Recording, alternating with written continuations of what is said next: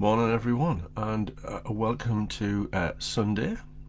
Um, I love Sundays. Uh, I think, in part, because I think I was brought up in a Christian household, um, and was a person of faith until until round about being 30, really. So that's one of the interesting things, isn't it? That I think that history of mine kind of shapes how I view things. We know that it shapes how I view things, and it shapes how Sundays feel, doesn't it? Which is a bit, I think it's a bit strange, but it's also a bit wonderful. Um, so a lot of what that's left me with, what that kind of heritage has left me with, is an interest in this in kind of the things spiritual, I guess. I hesitate to use the word because it has so many connotations, and people kind of think the wrong sort of things about it. I'm very much I guess I'm a biological reductionist, I suppose. That now I'm not a person of faith anymore, and I believe firmly that there is plenty of evidence to say that everything we experience and feel is part of biology, chemistry, neurons, all that kind of stuff. Uh, but that's not to say that I don't think that there's some of that we don't quite grasp.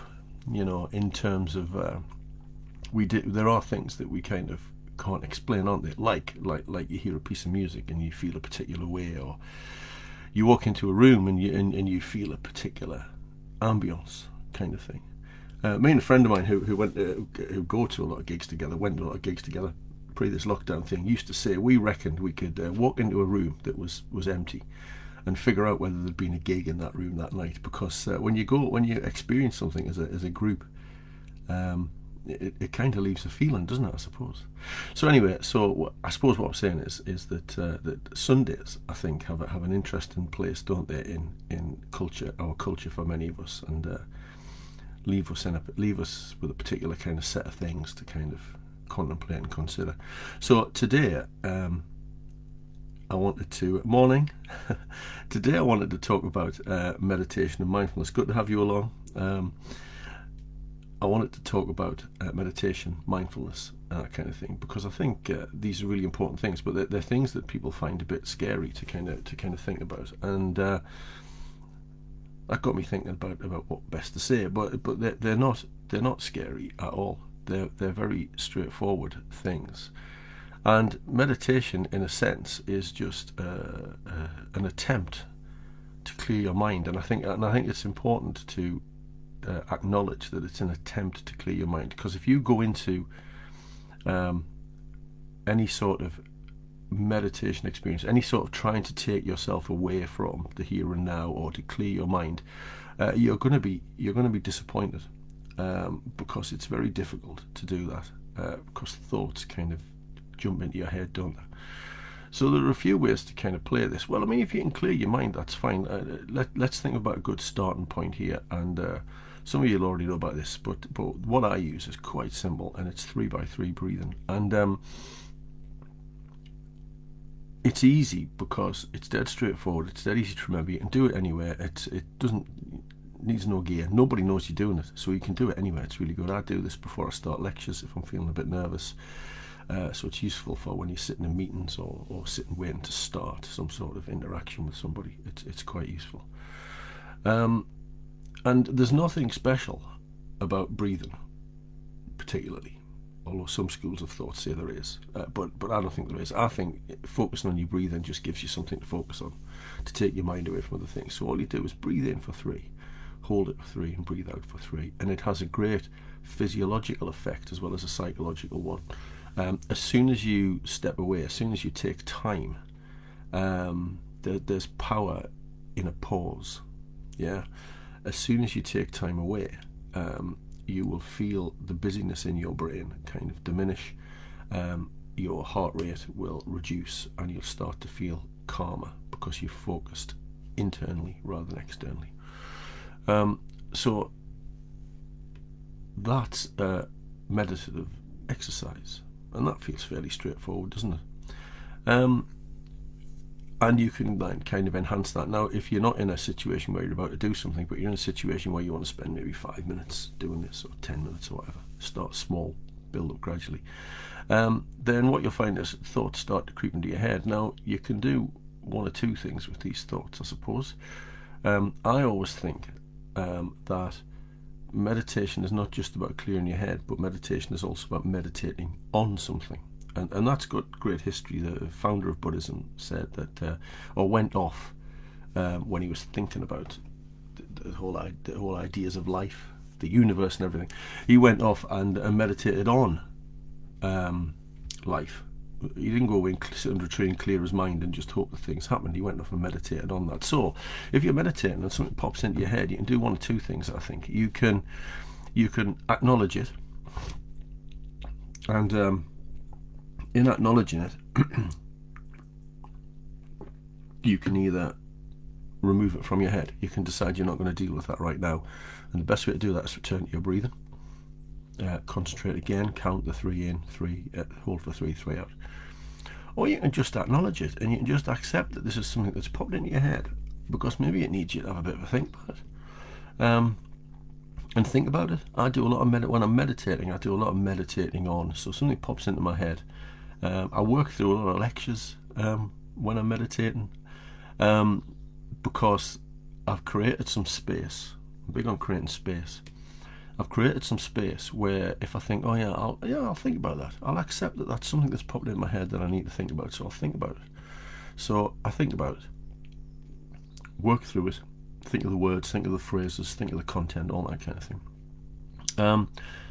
And that's really helpful. There are a couple of caveats here, because there's been a lot of criticism that I've read recently about meditation and actually the dangers of meditation for some people who are maybe struggling with life at the moment, and I think it's important to acknowledge those. So one of the problems is sometimes when you're left alone with your thoughts, you start to dwell on things and you start to kind of become anxious about things, and if that's happening to you, then you just need to stop. This is not for you at this point in time. That's clear.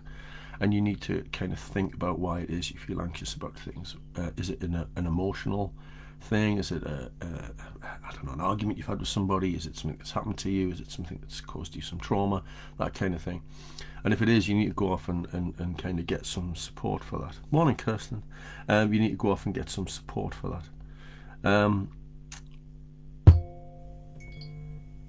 So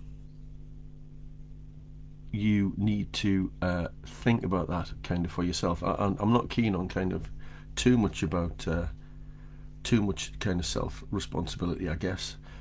Yeah, absolutely, it's good to have paper nearby and journal. I was going to talk about journaling actually at some point, but maybe not today. But I was going to talk about journaling because that's really interesting. Laura's just putting that in the comments there.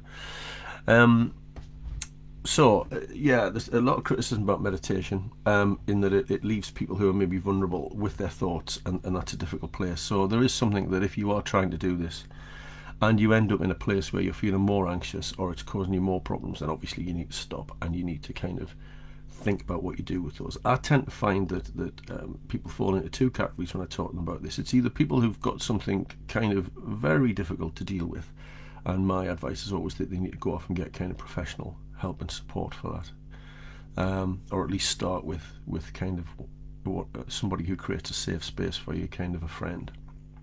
Who might do that.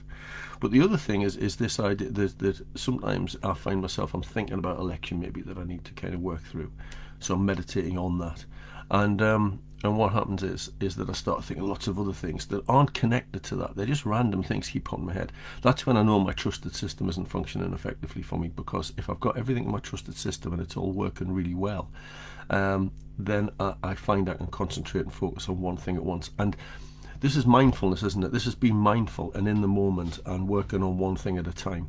And I can honestly say that this is where you are going to ramp up your productivity massively. If through engaging in meditation, it helps you kind of switch off to everything, or at least switch off to just thinking about one thing, your practice and your way of being is going to become more mindful, and you'll be able to do one thing at a time at the expense of everything else, or think about one thing at a time at the expense of everything else, which is essentially mindfulness for me. Yeah.